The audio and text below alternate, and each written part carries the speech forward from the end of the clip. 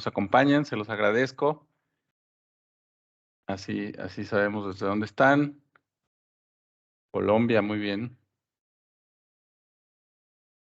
Desde Puerto Vallarta, como dice Blanca, qué envidia.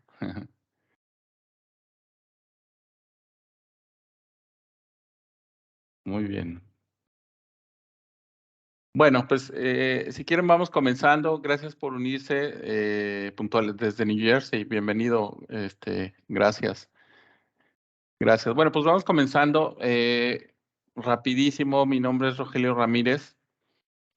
Tengo más de 22 años de experiencia en la industria de software. Aquí hay listadas algunas certificaciones y en realidad nada más las pongo pues para justificar un poco el tema del tema del que voy a hablar, ¿verdad? O sea, conozco un poco sobre el tema y bueno, pues espero poderlos ayudar, sobre todo con lo que ustedes vengan buscando eh, de dudas, de conocimiento. eh, Espero poderles ayudar. Miren, este es un webinar, como se dan cuenta, bueno, pues ya se está uniendo la gente. Eh, Vamos a hacer un par de dinámicas en las que ustedes tendrán oportunidad de participar. O sea, la intención es que ustedes participen, que no se vuelva tan tedioso. Y pues bienvenidos. Yo creo que es un espacio donde puede abrir el micrófono si quieren, si así les parece conveniente. Si no, pues por el chat es bienvenido. Y también tenemos por ahí una sección de preguntas y respuestas. También son bienvenidas todas las preguntas. Procuraré responderlas conforme vayan llegando, ¿verdad? Para que no se queden con la duda. Entonces, bueno, pues vamos a empezar. Me gustaría empezar con la siguiente frase. El proceso se llama estimación. Estamos aquí para hablar de estimaciones de software y esta frase me encanta. La dijo un empresario, inventor estadounidense que se llama Philip Armour y dice, el proceso se llama estimación, no exactimación. Me parece que no puede haber una frase más atinada en el contexto de lo que son las estimaciones del software, ¿verdad? A veces creemos que las estimaciones tienen que ser precisas y queremos establecer un dato exacto sobre cuánto va a durar un proyecto, cuánto va a costar, cuántas horas le vamos a dedicar. Y vamos a ver ahorita en el contexto de este webinar que las estimaciones no tienen que ser exactas. Trataremos de que sean lo más precisas posibles, pero por naturaleza no son exactas y por eso esta frase me gusta, se llama estimación, no exactimación, ¿verdad? Eso se los dejo por ahí para que lo recuerden. Entonces, si estimar no es dar un dato exacto, ¿de qué se trata? O sea, estimar se trata de calcular, se trata de hacer aproximaciones. Yo les pongo por aquí un ejemplo con 2 barras que lo que muestran, pues es una comparación de horas hombre, de esfuerzo. Entonces, nosotros cuando hacemos una estimación, tenemos un número, que típicamente es un número. Más adelante vamos a ver que una de las recomendaciones que yo les voy a hacer es que las estimaciones las generemos como un rango, ¿verdad? Hablaremos un poco de eso, pero aquí estamos comparando un número de un esfuerzo estimado versus un esfuerzo real. Para que las estimaciones sean efectivas, pues tenemos que tener esa comparativa. O sea, podemos estimar algo, pero si no lo contrastamos contra lo que realmente pasó, pues no vamos a saber qué tan efectiva fue la estimación. Aquí hay un ejemplo en donde el esfuerzo real, pues a lo mejor fue mucho más que el esfuerzo estimado, ¿no? Y solamente es para ejemplificar lo que estoy diciendo. O sea, la estimación finalmente busca aproximarse a algo, no es un dato exacto, o sea, por naturaleza. Otra cosa importante de la que quiero platicarles es que estimar no es lo mismo que planear. A veces confundimos la planeación con la estimación. Entonces, ¿de qué estamos hablando cuando hablamos de planeación? Planear, por naturaleza, implica establecer estrategias anticipadas para la ejecución. Y cuando hablo de estrategias, por eso les puse este ejemplo, hablo de cosas tan sencillas como tomar decisiones. Sí es cierto que planificar implica tomar decisiones por anticipado, aunque esas decisiones hacia adelante varían, pero estas decisiones representan más una estrategia sobre lo que vamos a hacer, es decir, no son actividades puntuales, tampoco son estimaciones, pero sí son ideas generales sobre cómo queremos trabajar. Eso es un plan y por eso les pongo este ejemplo de lo que es un plan. O sea, ni siquiera es un cronograma. A veces confundimos los planes con los cronogramas. Entonces, estimar no es planear. Ahora, estimar tampoco es hacer un cronograma. A veces, digamos, en el día a día, cuando estamos trabajando en proyectos de software, nos dicen, oye, quiero que me hagas una estimación. Y lo primero que nos ponemos a hacer es hacer un cronograma. No está mal hacer un cronograma para poder tener una idea del trabajo que hay que hacer y después poder determinar, pues, cuánto nos vamos a tardar, etcétera. O sea, eso no está mal, pero son dos cosas distintas. Ya dijimos que si la estimación es una aproximación y es un cálculo, entonces eso no necesariamente es hacer un cronograma. Hacer el cronograma implica establecer tareas, establecer fechas, establecer esfuerzos, establecer gente asignada, etcétera. Entonces, ¿podríamos usar un cronograma para poder hacer una estimación? Tal vez, pero distingamos que son dos cosas distintas. Ahora, cuando nosotros hacemos una estimación, tampoco estamos obligados a que esa estimación se ajuste a un objetivo. Y es muy importante entonces empezar a distinguir entre qué es un objetivo y qué es la estimación. Un objetivo, y aquí les puse un ejemplo, puede ser cumplir con la regulación de la factura 4.0 del SAT. Para quien no están familiarizados con el concepto del SAT, porque a lo mejor nos acompañan de otro país, el SAT es la entidad regulatoria fiscal en términos fiscales aquí en México. Y al menos en particular este año estableció una serie de requisitos para la generación de facturas. Entonces aquí puse un ejemplo que dice cumplir con la regulación de factura 4.0 del SAT antes del 31 de diciembre de 2023. Este tipo de objetivos lleva a muchas empresas a hacer modificaciones en sus sistemas de facturación. Pero una cosa es que la empresa tenga el objetivo de cumplir con la regulación del SAT para el 31 de diciembre y otra cosa es que se hagan estimaciones de cuánto va a costar, cuánto nos vamos a tardar, cuánto esfuerzo se va a requerir para hacer esas modificaciones. Y las estimaciones pueden ser diferentes a lo que el objetivo requiere. Que nosotros hagamos después adaptaciones a nuestra estimación para que coincida con el objetivo, esa es otra cosa. Pero es muy importante comprender que no estamos obligados, o una estimación no está obligada a cumplir con un objetivo, ¿no? Y esa siempre será importante distinguirlo. En resumen, entonces, de lo que acabamos de hablar, estimar se trata de calcular y se trata de hacer aproximaciones. O sea, por naturaleza la estimación, y si la dejamos de manera inmaculada, digamos, si no la mezclamos con otros temas, se trata de hacer aproximaciones. Está bien hacer aproximaciones, eso es estimar. Ahora, planear entonces incluye hacer estimaciones. Sin embargo, estimar no necesariamente es planear. Hay que empezar a distinguir también entonces cuando hablamos de planificar y cuando hablamos de estimar. O sea, separemos las dos cosas. Cuando estimamos, planeamos, pero cuando planeamos, no necesariamente estamos estimando. Para estimar, no siempre es necesario hacer un cronograma, ¿sí? O sea, es decir, yo le decía hace rato, ¿podríamos hacer un cronograma para hacer una estimación? Sí, se vale, pero no siempre tendríamos que hacer un cronograma. Y eso se los digo porque, por ejemplo, para aquellos de ustedes que trabajen en una empresa que vende proyectos y que a lo mejor tienen que dar una cotización a un cliente, a veces hacemos todo el ejercicio de hacer un cronograma y estamos en una fase de preventa cuando tenemos que entregar una estimación, una cotización. Podríamos encontrar otros métodos que no impliquen hacer tanto trabajo para estimar. Ya platicaremos de algunos de ellos. Una estimación, entonces, puede o no coincidir con los objetivos o con las metas de la organización. Que los jefes o que los directivos a veces nos lleven a que nuestras estimaciones cumplan con el objetivo, bueno, eso es otra cosa.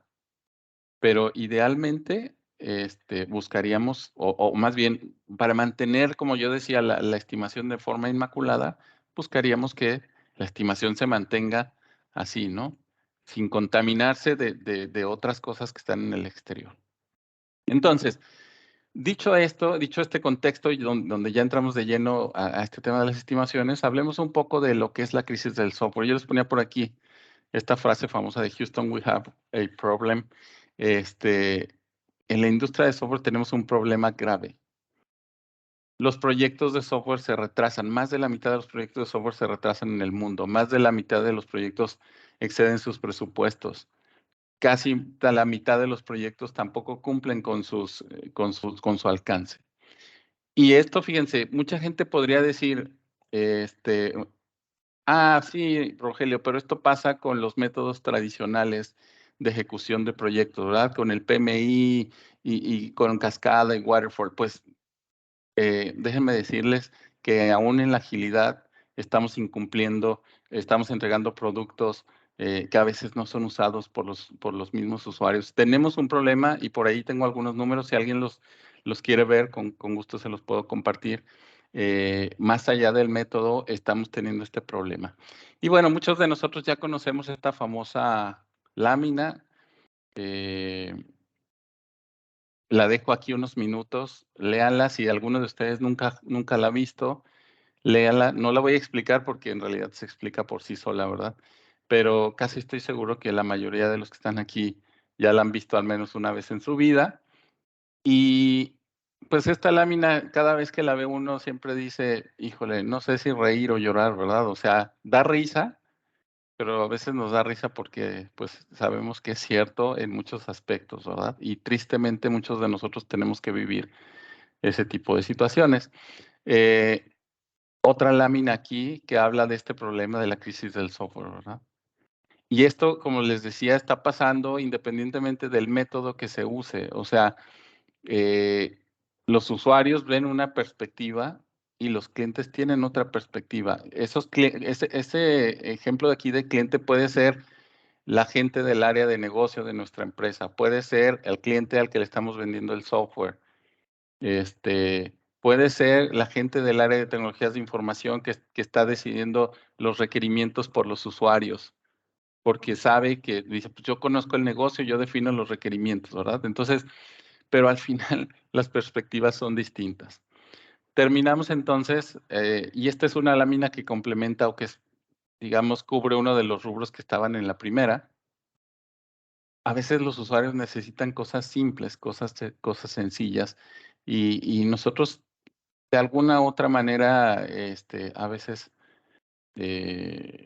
complicamos las soluciones, ¿verdad? Entonces, al final lo que trato aquí de comunicar como idea es, pues tenemos un problema, ¿no? O sea, tenemos un problema, a veces nos cuesta trabajo aceptarlo, o sea, definitivamente cuando nos preguntan, oye, Rogelio, en tu empresa los proyectos se retrasan. No, ¿cómo crees? No se retrasan, ¿no? Pero muchos de los que estamos en el día a día viviendo eso, sabemos cuál es la realidad, ¿no? Y no dudo, por ejemplo, que mucha gente lo haya resuelto. También hay gente y empresas y equipos que han resuelto este tipo de problemas con mucho éxito. Entonces, pero al final ahí están, o sea, los datos ahí están. Es importante entonces, o sea, por qué hablar de esto cuando estamos hablando de estimaciones? Pues porque es importante ponerle un poco de atención a cómo estamos haciendo las cosas, ¿sí? O sea, si las cosas estuvieran hechas perfectamente, no necesitaríamos hablar de cómo mejorar las estimaciones y no necesitaríamos hablar de cambiar los métodos de trabajo y no necesitaríamos muchas cosas. Si estamos hablando de eso es porque algo hay que resolver, ¿no? Entonces, fíjense, vamos a entrar a esta dinámica y aquí yo ahorita en alguna de estas láminas los voy a invitar a participar y les dejo aquí con esta pregunta para que se vayan dando cuenta o una idea de qué pretendo hablar, ¿verdad? La pregunta que yo les pido que reflexionen ahorita es, ¿tenemos poderes de adivinación? O sea, las personas tenemos poderes de adivinación. A ver, vamos a ver. Yo les voy a preguntar y los invito a participar, si quieren, levantando la mano, escribiendo en el chat o abriendo su micrófono. Que me digan, ¿quién aquí puede adivinar el futuro? ¿Alguien aquí puede adivinar el futuro? Y si sí, que nos diga para que, pues para que nos diga cómo nos ganamos la lotería, ¿no? O algo así. Entonces, piensen en eso. Y bueno, entonces, ¿alguien que diga sí, no? ¿Qué opinan? Muy bien, Iván. Sí, dice Iván, yo puedo adivinar que cenaré tacos. Excelente. Sí, y aún así, luego se atraviesan cosas, ¿no, Iván? De pronto dices, voy a cenar con el taquero y resulta que ese día cerró, ¿no? Pues bueno, exacto. Entonces Catherine dice, no, Blanca dice, yo sueño cosas que luego se vuelven realidad. Muy bien, Blanca. Muy bien, sí, hay cosas ahí luego extrañas que de pronto suceden, ¿no? Se cumplen. Podemos hacer perspectivas basadas en datos, prospectivas basadas en datos. Muy bien. Sí, claro, los datos nos ayudan a hacer proyecciones usando modelos estadísticos, y podemos tener alguna idea de lo que puede pasar. Bueno, vamos a ver entonces. Muy bien, gracias a todos por participar. Los invito a seguir con esta participación y la siguiente pregunta que yo les quiero hacer es, y no se vale consultar al chat GPT y no se vale consultar al Google, porque eso es trampa, pero ¿quién me dice cuántos cráteres hay en la Luna? Pónganlo en el chat, el número que piensen. Pónganlo en el chat, abran el micrófono. ¿Cuántos cráteres creen ustedes que hay en la Luna?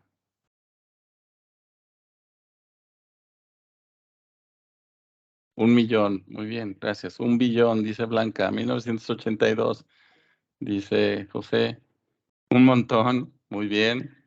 Ese es un buen número. 50. O sea, 50, ¿verdad? Seguramente, Juan. 10,000. 5 millones, dice Gustavo. Ok, fíjense, muchas gracias, gracias por participar. Fíjense la diferencia entre, o sea, cuando estamos adivinando, digo, no dudo que alguno de ustedes tenga el dato preciso, ¿verdad? Pero fíjense cómo diferentes personas dan diferentes números cuando estamos adivinando.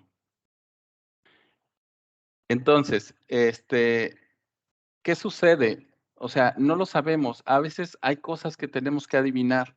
Y seguro, como les digo, si nos metemos al chat GPT o si nos metemos a Google, por ahí vamos a encontrar el dato de cuántos cráteres hay en la Luna. Pero adivinar a veces es complicado, ¿no? O sea, ni sabemos lo que va a pasar en el futuro. O sea, no tenemos 100% de certeza de lo que va a pasar en el futuro y tampoco somos adivinos. Como les digo, no dudo que alguien lo sea o que alguien en algún momento sí, de 10 adivinaciones que haga 10 le atine. O sea, hay anomalías, pero en general, los mortales, digamos, pues a veces no tenemos el conocimiento total. Entonces, fíjense hacia dónde va esto que estamos platicando. Vamos a hablar un poco de la clasificación de estimaciones. Nosotros podemos tener estimaciones con dos enfoques, el enfoque top-down, el enfoque bottom-up. Es decir, podemos hacer estimaciones partiendo de lo particular hacia lo general. Cuando hacemos un cronograma, lo que estamos haciendo es entrar en mucho detalle de las tareas, de las actividades, del esfuerzo, del costo, para poder determinar al final cuánto dura una fase, cuánto dura un proyecto, lo que ustedes quieran. Entonces es bottom-up, pero también tenemos enfoques top-down, es decir, podemos partir de lo general a lo particular. Ese es un poco más genérico, es decir, partimos de un número grande, o pues a lo mejor me tardo 1 año y luego vamos desglosando hacia abajo, ¿no? Tenemos diferentes enfoques, tenemos diferentes técnicas, están las que están basadas en la experiencia. Aquí estamos hablando del famoso juicio de experto. Hay otras que están orientadas al aprendizaje, es decir, a partir de las que están orientadas al aprendizaje, estamos hablando ya de toma de decisiones con datos, ¿sí? El uso de información histórica para decidir. Por aquí alguien hablaba un poco de perspectivas de datos. Las orientadas al aprendizaje nos ayudan a eso. O sea, vamos aprendiendo de nosotros mismos. Y luego están los métodos, que no quiero entrar así como en un detalle muy técnico, pero están los algorítmicos y hasta los matemáticos y estadísticos. Si alguno de ustedes se ha aventado el reto de leer, por ejemplo, el libro de Kokomo 2, se van a dar cuenta, de Kokomo 2 es un libro que explica un método de estimación que se inventaron el siglo pasado. Súper complejo. Usa cálculo y usa matemáticas y usa muchísimas cosas, ¿no? Entonces, aquí el mensaje, en realidad de esta lámina, lo que les quiero decir es, entre más a la izquierda estén, estas técnicas y métodos de estimación son menos precisos. entre más a la derecha, se vuelven más precisos. Es decir, entre más datos usamos, entre más estadística usamos, entre más matemática usamos, nuestras estimaciones se pueden volver más precisas. Entre menos uso hagamos de estos elementos, nuestras estimaciones son menos precisas. ¿Y qué creen? Que la menos precisa de todas las técnicas de estimación es la de el juicio de expertos. Y curiosamente e irónicamente es la más usada. ¿Cuál es el juicio de expertos? Pues es cuando nosotros decimos, pues según mi experiencia, creo que me voy a tardar 3 horas, me voy a tardar 3 días, me voy a tardar una semana. Es la técnica más usada, pero está demostrado que es la menos efectiva, la menos precisa. Entonces, los dejo con esa idea, con esa reflexión para que piensen, si no somos adivinos, no podemos saber el futuro y aunque tengamos mucha experiencia, pues quizá nos estamos arriesgando a no atinarle, ¿no? Ahora, entonces, hablando de estimaciones, ¿qué es una buena estimación? Una buena estimación es aquella que sobrevive todas las cosas imponderables que pueden suceder. Las estimaciones tienen variación porque las iniciativas y los proyectos tienen variación o variabilidad. Entonces, si el proyecto o la iniciativa tiene variabilidad porque no podemos saber lo que puede pasar en el futuro y no sabemos qué tipo de decisiones se van a tomar, entonces la estimación tiene variabilidad. Pero una buena estimación es aquella que contempla esa variabilidad. Una buena manera de contemplar la variabilidad en las estimaciones es estableciendo un rango.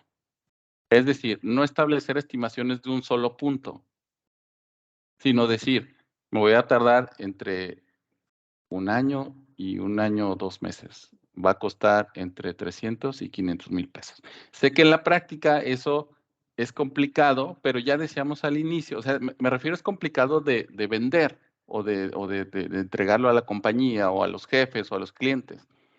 Pero yo les decía al principio, mantengamos la estimación inmaculada. Es decir, tengamos claridad sobre ese rango y ya después si tenemos que dar un número, pues lo daremos y tendremos que decidir cuál es ese número que queremos dar.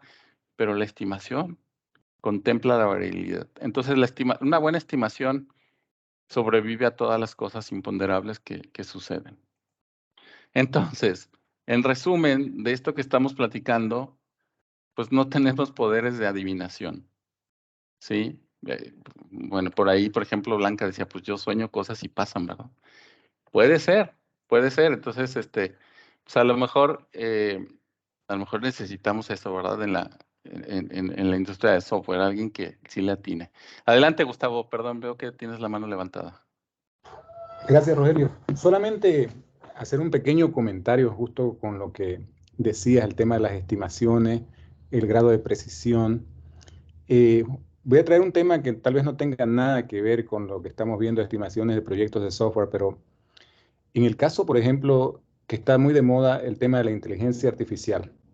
Se hizo para el Mundial, se utilizaron análisis matemáticos en base a la inteligencia artificial, los cuales no sé si alguno vio, determinaba que Brasil tenía las mayor probabilidades de ganar el Mundial, cosa que no sucedió utilizando estos métodos matemáticos. Y aparecía así Argentina efectivamente como uno de los probables ganadores. Y nuevamente estamos utilizando el tema de precisión, lo más acertado o un rango, pero un factor que cualquiera de estos métodos tiene que determinar o tomar en cuenta al menos es el factor humano. Y el factor humano juega un rol realmente preponderante. No podemos evitar, justamente para hablando de precisión, el factor humano. Solamente eso. Completamente de acuerdo, Gustavo. Muchas gracias por puntualizarlo. Estoy de acuerdo contigo. Inclusive los métodos son, o sea, no son infalibles, ¿no? Los métodos matemáticos, estadísticos, pueden aproximarnos más, pero aún así, como tú dices, pues está el factor humano y pueden cambiar. Gracias por puntualizarlo. Entonces, al final, pues redondeamos en eso, ¿verdad? O sea, no tenemos poderes de adivinación y aún los métodos más precisos pueden fallar. Y entonces yo los dejo aquí con esta pregunta de reflexión. ¿Por qué caemos? ¿Por qué caemos en la trampa cuando alguien nos pregunta ¿cuánto tiempo te vas a tardar? Y ahí vamos, ¿verdad? O sea, a decir, pues yo creo que una semana, yo creo que 3 días, yo creo que, 5 puntos de historia. O sea, terminamos a veces cayendo en la trampa de dar un número. Em, sé perfectamente, y seguro muchos de ustedes lo están pensando, dice, pues sí, Rogelio, pues es que en la empresa tengo que darlo, yo le tengo que dar un número a mi cliente cuando le estoy vendiendo el software. Y sí es cierto que lo tenemos que hacer, ¿no? Pero aquí la reflexión gira alrededor de entonces si no somos adivinos, si no podemos conocer el futuro, pero sí tenemos algunas formas de podernos acercar más, pues a lo mejor podemos usar otras formas, ¿no? Cambiar los métodos de trabajo, cambiar los métodos de estimación, tener más datos. O sea, busquemos formas diferentes. Ese es como el mensaje aquí, ¿no? Entonces, hablemos brevemente del cono de la incertidumbre. El cono de la bueno, primero para hablar del cono de la incertidumbre, ¿de qué estamos hablando? Ya decíamos hace rato que hay variabilidad en los proyectos o en las iniciativas. La incertidumbre es la falta de certeza. Y la certeza es el conocimiento seguro y claro de algo. Nosotros, cuando estamos trabajando en iniciativas de software, no tenemos certeza. No hay certeza. Entonces, hay mucha incertidumbre. El cono de la incertidumbre es esta gráfica que nos muestra cuánta variabilidad hay en una iniciativa de software. Y si se fijan, entre más al inicio de la idea del software, hay mucha más variabilidad que conforme vamos avanzando. Y aquí hay una pregunta que siempre se hace, ¿no? O sea, ¿en qué momento podemos saber con exactitud, con el 100% de certeza, cuánto va a durar o cuánto va a costar una iniciativa de software? Pues cuando termina, o sea, en este punto. Ahí es donde tenemos 100% de certeza, ¿verdad? Mientras no haya terminado, la variabilidad siempre va a estar ahí. Y entre más al inicio estemos, mayor variabilidad. Y entonces a veces lo que pretendemos es que en estas etapas iniciales, no le hagan mucho caso a los nombres ahí, piensen que son etapas iniciales de una iniciativa. Entre más al inicio estemos, más variabilidad va a haber. Entonces el cono de la incertidumbre contempla eso. Ahora, la incertidumbre no se va por sí sola. Y aquí hay algo muy importante que les quiero transmitir en esta lámina. Podemos tener una estimación súper precisa, pero si no logramos controlar nuestra iniciativa, esa estimación no va a servir. Y no importa el método que estemos usando, o sea, podemos estar usando Scrum, pero resulta que el equipo no respeta la caja de tiempo de un mes o de 15 días del sprint y se va y toma más días, pues ya, o sea, no se controló la iniciativa. Podemos estar usando cascada y el proyecto no tiene un buen monitoreo y control, pues simplemente la estimación no va a funcionar. Es decir, en el mundo de las estimaciones hay dos elementos importantísimos, o sea, la estimación en sí misma, pero también el control de la iniciativa. Y como les digo, aplica el método que ustedes están usando. No importa si es ágil o si no es ágil, si las cosas no están bien controladas, las estimaciones nunca le vamos a atinar, ¿no? Ese es más o menos el mensaje cuando dice esta lámina que el cono no adelgaza por sí mismo. Ahora entonces, el cono se va adelgazando conforme se van tomando decisiones. Es decir, la variabilidad se va eliminando conforme nosotros vamos decidiendo y haciendo cosas en el camino. Por eso los métodos de agilidad o los marcos de trabajo de agilidad promueven esta idea de reducir,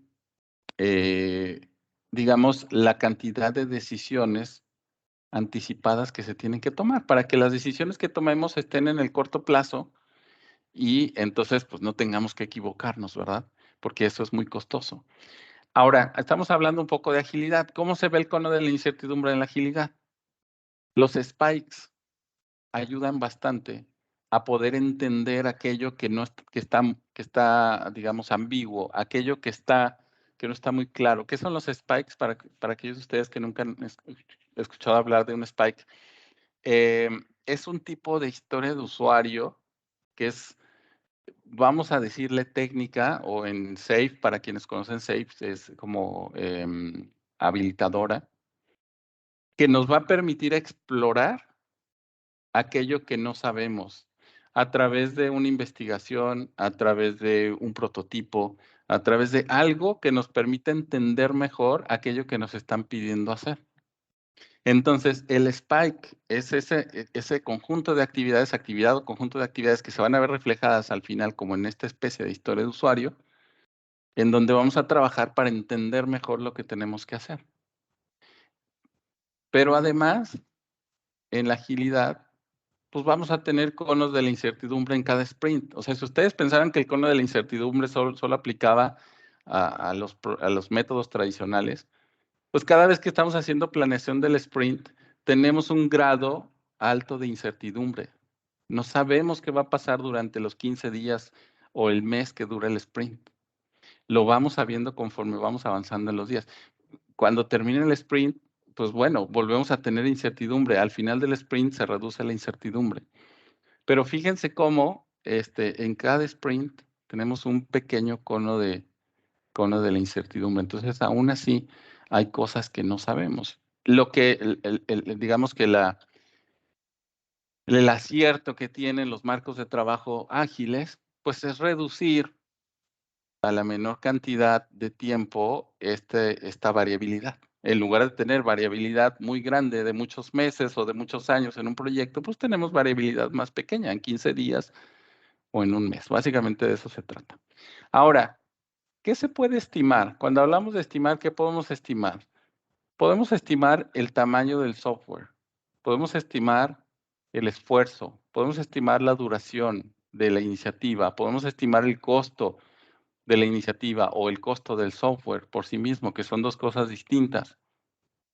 Podemos estimar recursos, podemos estimar la complejidad como lo hacemos en la agilidad. Por ahí les puse en la parte de abajo las unidades de medida. Cada vez que hablemos de estimación tenemos que pensar en unidades de medida. Si ustedes pensaban que en la agilidad no hay estimaciones, pues sí hay estimación.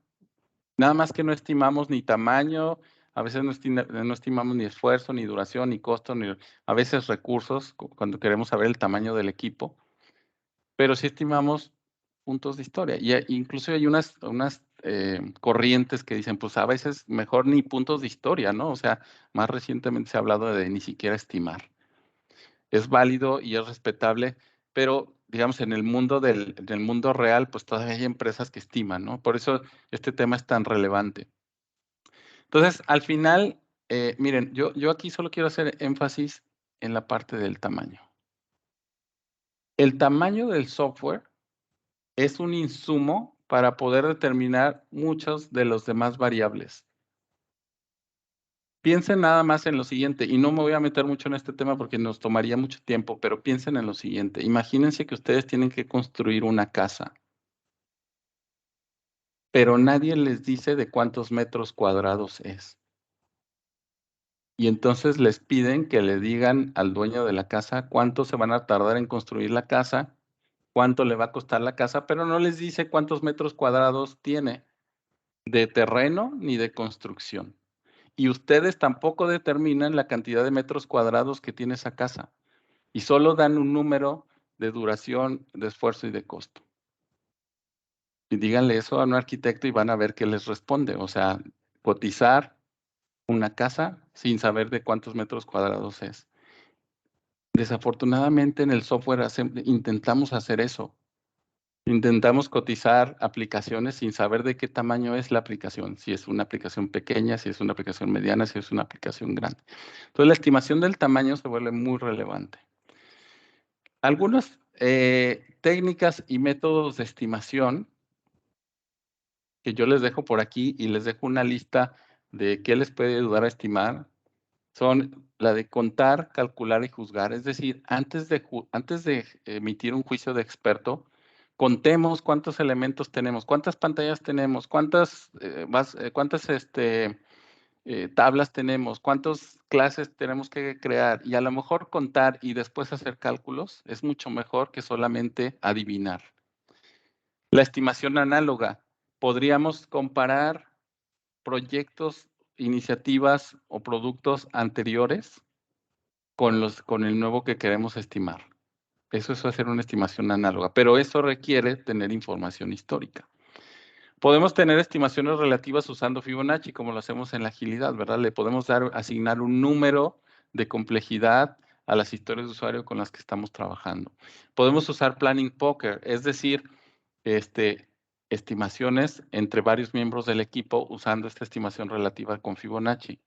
Podemos usar PERT, que es viejísimo, y a lo mejor sí, PERT está muy pensado en proyectos tradicionales en donde tenemos una ruta crítica, pero es muy efectivo porque usa también modelos estadísticos. O sea, bien empleado el PERT y con información histórica podemos usar métodos estadísticos que son más o menos precisos. Podemos tener estimaciones paramétricas, que es un tipo de estimación análoga, es decir, comparación de lo que queremos hacer versus lo que ya hicimos en el pasado,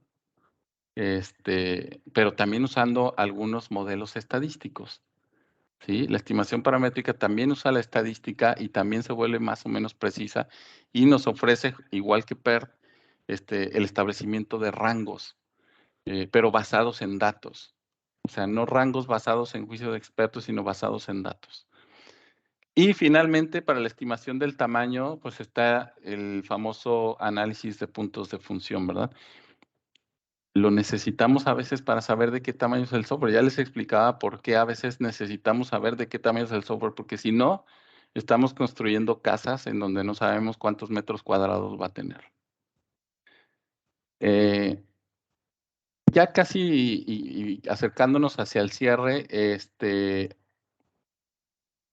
la información histórica se vuelve súper relevante. O sea, para el uso de métodos estadísticos y matemáticos, nos puede ayudar la información histórica a comparar proyectos, como les decía, haciendo estimaciones paramétricas o análogas, medir el desempeño, incrementar el conocimiento de nosotros mismos, inclusive en la agilidad lo hacemos. O sea, ¿cuál es la velocidad del equipo sprint tras sprint para después poder sacar un promedio de velocidad?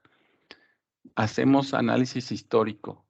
Si tenemos información de muchos proyectos, aunque sean ejecutados en métodos tradicionales, pues también, o sea, ¿cuánto esfuerzo nos tomó este proyecto? ¿Cuánto duró? ¿Cuánto nos costó realmente, no? Entonces, por aquí les dejo un modelo y ese no me voy a detener mucho a explicarlo porque si no me tomaría algo de tiempo, pero un modelo que ustedes pueden establecer y que básicamente parte de aquí, léanlo a partir de aquí. O sea, ustedes pueden hacer estimaciones de tamaño, duración, esfuerzo, costo. Eso llevarlo a la ejecución de sus iniciativas, pero lo más importante, y lo decía al principio, necesitamos recolectar información, o sea, necesitamos hacer ejercicios de medición. De nada sirve estimar cuántos puntos de historia tiene una historia de usuario y luego al terminar el sprint no comparar realmente cuántos puntos de historia tenía o la velocidad del equipo, como decíamos, ¿no? Entonces, aquí hay un ejercicio de estimamos, pero también recolectamos información de la ejecución real. Y esa información de la ejecución real la podemos poner en un registro de métricas. Este registro de métricas al final podría llevarnos a tener una base de datos completa de métricas de muchos proyectos que después podamos usar, inclusive por ahí hay software que lo hace, para introducir eso como insumos a aplicaciones que nos ayudan a hacer estimaciones, ¿no? Aquí en México, una persona que conocemos y de la cual yo siempre hablo y recientemente la conocí, Francisco Valdés Souto, es un experto, súper experto en estimaciones. Tiene un software al que tú le metes este tipo de información, o sea, tú sacas tu información histórica, le metes tus datos históricos y te da nuevas estimaciones. Steve McConnell, que es un autor también importantísimo y conocidísimo en Estados Unidos, también tiene un software que hace lo mismo. Tú le metes información histórica de tus proyectos y ese software te genera nuevas estimaciones. Entonces, esas nuevas estimaciones podrían venir hacia acá para hacer, o sea, es un ciclo retroalimentado en donde estimamos, recolectamos información, esa información que recolectamos nos sirve para hacer estimaciones y si lo hacemos cíclicamente, como lo digo, podemos estar mejorando las estimaciones. Bueno, para que no se quede esto en algo como muy etéreo, muy teórico, les quiero leer un ejemplo de cómo podemos estimar el tamaño de un equipo. Este ejemplo no es un ejemplo mío, es un ejemplo del ISBG que nos dice cómo podríamos estimar el tamaño de un equipo ágil. Entonces, permítanme compartirles este ejercicio y lo voy a leer muy rápido. Y perdónenme por la rapidez, pero con todo gusto les vamos a poder compartir el video de este webinar para que después lo puedan analizar con más calma si así lo requieren. Y también les vamos a compartir este documento que estoy presentando para que también lo puedan analizar ustedes por su cuenta. Entonces, fíjense lo que dice aquí. Un ejemplo simple. La ingeniería de costos de software es mucho más complicada que lo que se muestra en este ejemplo, pero este ejemplo nos debe de poder dar una buena idea de cómo funciona el concepto. El ejemplo es el siguiente. Una organización necesita entregar un producto de software en 6 meses y una lista de historias de usuario de alto nivel que se necesita, se provee una lista de historias de alto nivel que deben cumplirse, ¿no? Usando el método de Function Point Analysis de NESMA, el Scrum Master fue capaz de determinar el tamaño funcional de los requerimientos de usuario. Fíjense aquí la clave de lo que yo les estaba comentando. Usando los requerimientos, es decir, usando las historias de usuario, se pudo determinar un tamaño funcional usando este método de análisis de puntos de función. Es decir, es un método que determina el tamaño del software basado en los requerimientos. Entonces, aquí no nos dicen cómo lo hacen, pero lo que dice es, el Scrum Master logró determinar que esta aplicación, pues es una aplicación que tiene 1300 puntos de función. Acuérdense que el punto de función es la unidad de medida del tamaño del software. Y con este método, pues dijo, hay que construir un software de 1300 puntos de función. Dice, la precisión reportada de este método es de -8% y hasta un 15%. Acuérdense de la variabilidad, las estimaciones tienen variabilidad. De tal manera que el tamaño funcional de este producto que necesita ser construido por el equipo es en el rango, en el límite inferior, es una aplicación que tendría un tamaño de 1200 puntos de función. En el límite superior, es una aplicación que tendría un tamaño de 1500 puntos de función. Fíjense cómo se contempla la variabilidad, inclusive en el tamaño. No podemos tener certeza de que 1300 puntos de función va a ser el tamaño real de la aplicación al terminarla. Entonces, lo que dicen aquí es, bueno, ¿y de dónde salió este 1200 y este 1500? Salió de estos porcentajes. O sea, ustedes toman 1300 puntos de función, menos 8% da este 1200 y más 15% les va a dar este número. Dice, seleccionando un subconjunto relevante del repositorio de ISBG, este repositorio del ISBG no es otra cosa más que información histórica, como ya lo platicábamos. Vamos a obtener las siguientes estadísticas de productividad. En el límite inferior, a una persona, según los datos históricos del ISBG, le puede tomar 4.5 horas construir un punto de función. Para entender mejor este concepto, piénsenlo en construcción de casas. ¿Cuánto tiempo le toma, por ejemplo, a una persona poner 1 metro cuadrado de piso? ¿Cuánto tiempo le toma a una persona poner o pintar 1 metro cuadrado de una pared? Eso es lo que estamos haciendo aquí. Estamos diciendo, según los datos históricos del ISBG, toma 4.5 horas construir un punto de función. En el dato máximo, es decir, a una persona que se tarda más de 4.5 horas, pues le toma 11.2 horas desarrollar un punto de función. La mediana es 7.5 y el promedio es 7.8 horas por punto de función. En este caso, la organización comprende que lo más probable es que ellos no estén en el límite superior, es decir, no son tan rápidos los programadores de esta empresa. No se avientan un punto de función en 4.5 horas. Entonces, dice, no están en el más alto nivel de madurez en cuanto se refiere al desarrollo de software y la adopción de agilidad. Entonces, lo que ellos hicieron fue determinar un rango realista.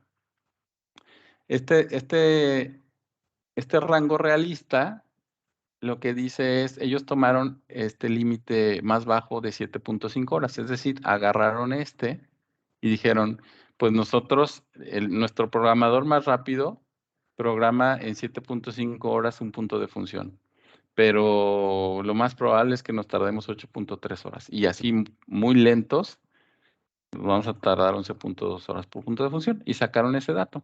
Entonces, fíjense lo que ya tenemos aquí. Tenemos una aplicación que potencialmente podría tener un tamaño de 1200 puntos de función. En la que podríamos programar un punto de función en 7.5 horas. Si programáramos a este ritmo, requeriríamos 9000 horas.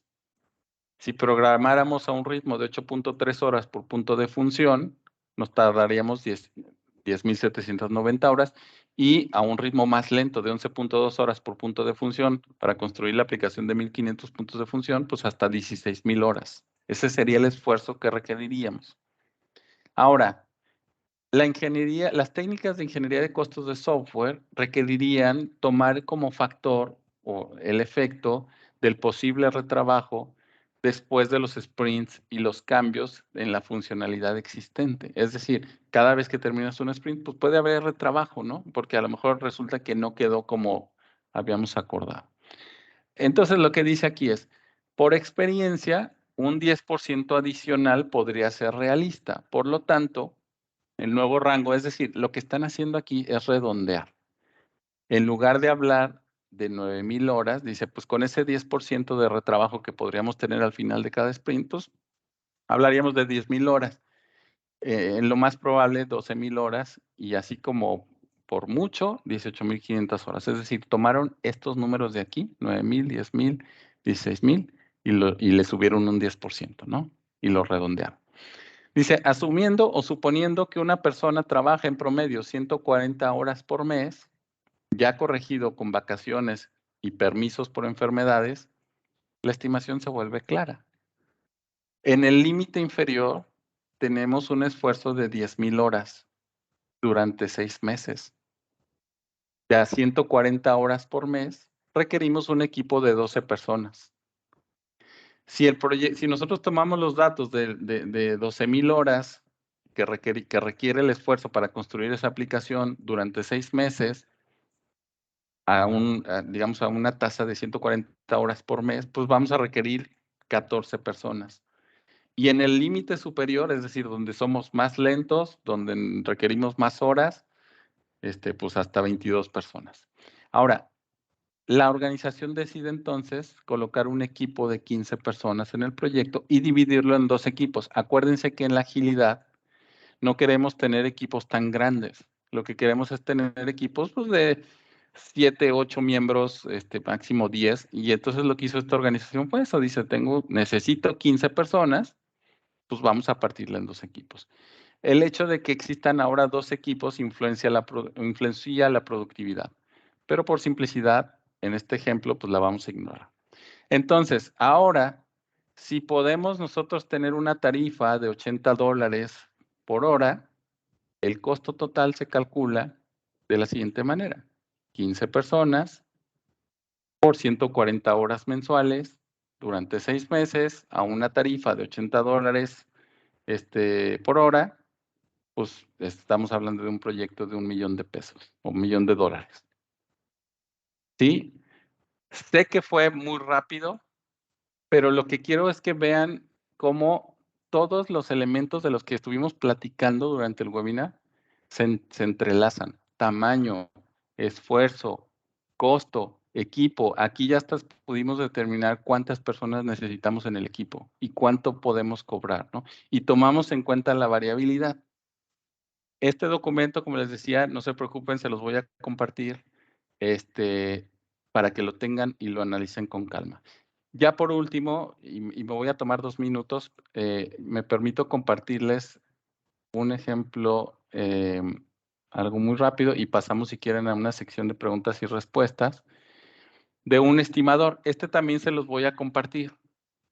Este estimador tiene aquí, por ejemplo, una lista de roles que ustedes pueden modificar, por supuesto, una tarifa por hora. Y ustedes pueden establecer aquí los entregables en los que van a trabajar, una pantalla, tablas, clases. Ustedes pueden establecer la cantidad de pantallas o de lo que ustedes especifiquen aquí y después determinar cuál es el esfuerzo unitario. Este esfuerzo unitario ustedes lo van a tener que determinar ya sea con juicio de expertos o usando alguna técnica más avanzada de estimación como paramétrica o analógica o análoga. Y después pues sacar algún cálculo ahí, una multiplicación entre la tarifa por hora, por la cantidad de horas que nos requiere, y después sacar con esta tabla dinámica en Excel, pues un costo total. Es una forma mucho más simple, más aterrizada, no tan compleja como lo que les acabo de mostrar hace un momento, de poder hacer una cotización y poder hacer una estimación, ¿verdad? Lo importante aquí no es tanto el formato, es que sí lo dominen, que lo escriban, que tomen su información conforme están ejecutando y después regresen y vean, es decir, empiecen a comparar cuánto estimé versus cuánto realmente tomó, ¿no? Y empiezan a mejorar. Entonces, esto es nada más, les quise poner un ejemplo así súper rápido para que se quede, como les digo, no se quede tan al aire. Esto se los voy a compartir con mucho gusto. Y pues listos, esto sería todo. Si les parece bien, déjenme volver a poner la presentación. Ah, perdónenme, antes de pasar a la sección de preguntas y respuestas, algo súper rápido. Porque ya estamos pues prácticamente a punto de finalizar. Comentarles que el día 28 de enero vamos a comenzar un taller de estimaciones en donde vemos con mucho mayor detalle que lo que vimos hoy algunas técnicas, la mayoría de las técnicas de estimación que yo les mostré, y les explico para qué sirven y hacemos ejercicios. O sea, ustedes trabajan haciendo ejercicios para que ustedes se lleven los formatos, para que ustedes se lleven las estimaciones y vean cómo funcionan estas técnicas más allá de lo que estuvimos platicando hoy, ¿verdad?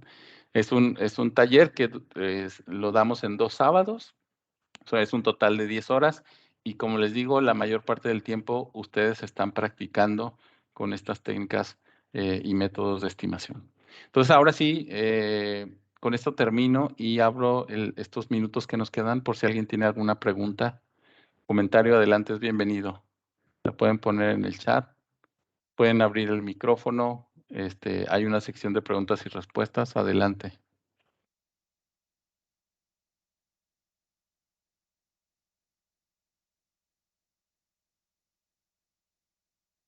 Díganme, ¿les gustó, no les gustó? Reaccionen, aunque sea si quieren ahí en las reacciones. Gracias, Iván. ¿Alguien más? Gracias por las reacciones. De verdad, si tienen si alguien tiene algún comentario, duda, es bienvenido.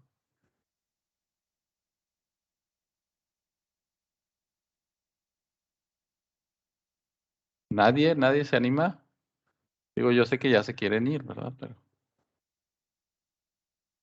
otras fechas, sí abriremos otras fechas. Sí abriremos otras fechas, Edith.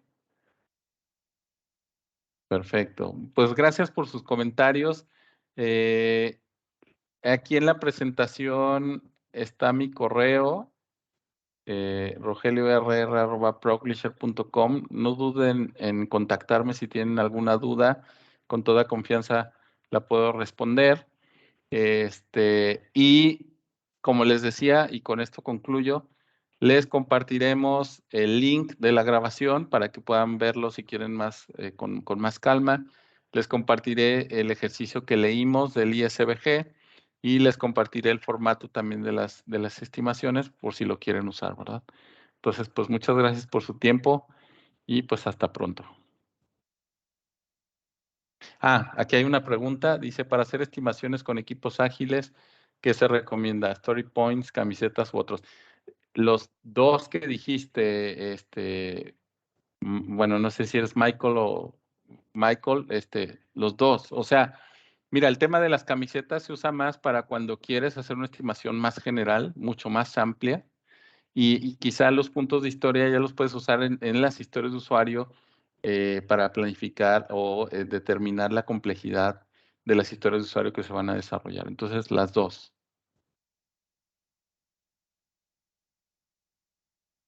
Para aplicar como freelancer. No entendí muy bien la pregunta, Javier. A lo mejor no sé si está relacionado con algo que pusiste más arriba. Así a lo mejor se refiere que en lugar de que sean estimaciones para equipos, que a nivel individual, ¿no? Bueno, a lo mejor es. Sí, sí, supongo que sí, Javier, pero sí, sí es eso. Alguna estimación para aplicar como freelancer, yo te diría, usa la de contar, calcular y juzgar, que básicamente es pues contabilizar los elementos en los que tienes que trabajar. Un ejemplo es el Excel que les puse, o sea, tratas de determinar qué pantallas vas a tener y cuántas de esas pantallas tienes que trabajar, le pones un esfuerzo unitario y sobre eso trabajas, usa si quieres el Excel que te pasé para usar eso. Gustavo dice, una consulta más, ¿cuál es el costo, no necesariamente dinero, de una mala estimación? Si tengo ese dato. No lo tengo, Gustavo, pero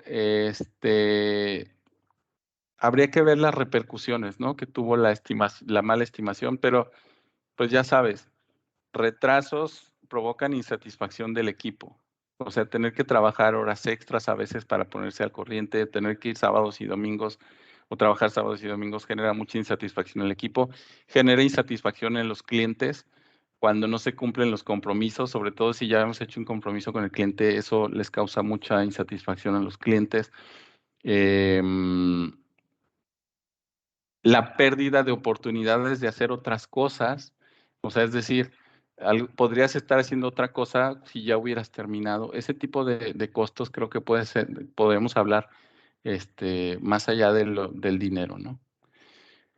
¿Qué porcentaje se le destina a un proyecto para su gestión? Híjole, es muy difícil. Mi recomendación es que ustedes saquen su propio número, pero hay autores que hablan dentro del rango del 20 y 40% del tiempo dedicado a la gestión. Pero mi mejor recomendación es determinen ustedes, o sea, ejecuten sus proyectos, saquen la métrica, cuánto esfuerzo le dedicaron a la gestión y con eso empiecen a trabajar esos números, ¿no?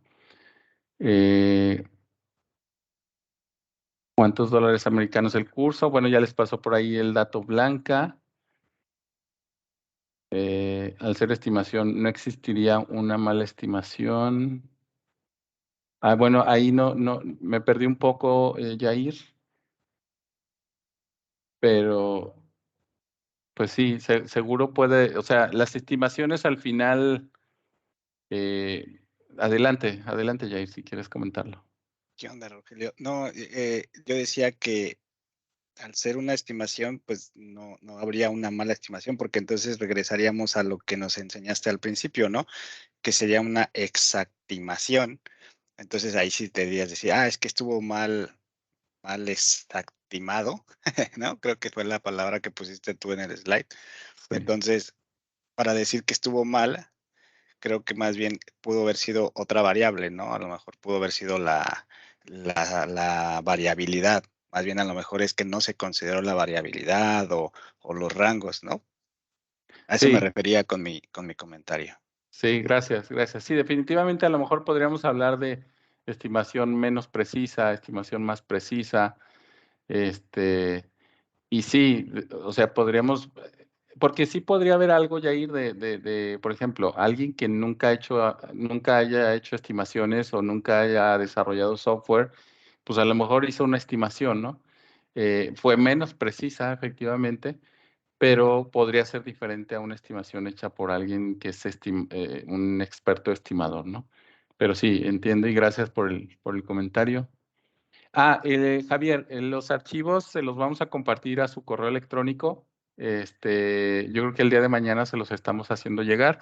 Si no les llega, mándenos correo y con todo gusto revisamos qué pasó, pero se los haremos llegar a su correo electrónico. dice proyectos, Edith dice proyectos estimados de 7 meses que ya llevan 2 años. Sí. Edith, ahí de eso que tú estás diciendo, lo que yo te diría es investiga en qué etapa del proyecto se hizo la estimación. Si la etapa del proyecto se hizo muy al inicio, cuando digamos apenas estaba como idea, por aquí en el cono de la incertidumbre hay algunos datos que si tú no sé si se alcance a ver, pero las variaciones pueden ser hasta de, aquí lo voy a marcar, más 4 o menos 4, ¿no? Es decir, 4 veces. Si tú dices 7 meses y esa estimación se hizo aquí cuando todo era una idea, pues más o menos da el número. O sea, 7 por 4 son 28 meses. Pues sí, casi hablamos de 2 años y cacho, ¿no? O sea, podría estarse tardando. Entonces, tomen estos rangos aquí como ese dato que te dice más o menos cuánto puede variar esa estimación hecha en una etapa muy inicial. Bueno, listo. Un poco apresurado. Gracias a los que todavía se quedaron para las preguntas. Espero haberlas respondido y si no, como les digo, con toda confianza, mándenme correo y las revisamos. Pues les agradezco mucho su tiempo, su participación, y pues esperamos verlos muy pronto, ¿verdad? Hasta luego. Que tengan buena noche.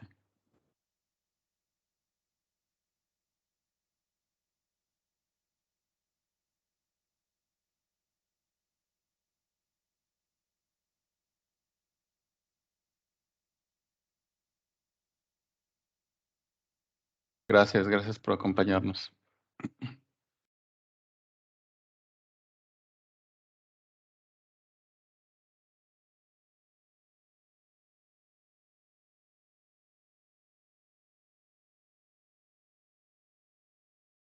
Muy bien, ya cada vez va llegando más gente. Gracias por unirse. Yo creo que damos unos segundos más.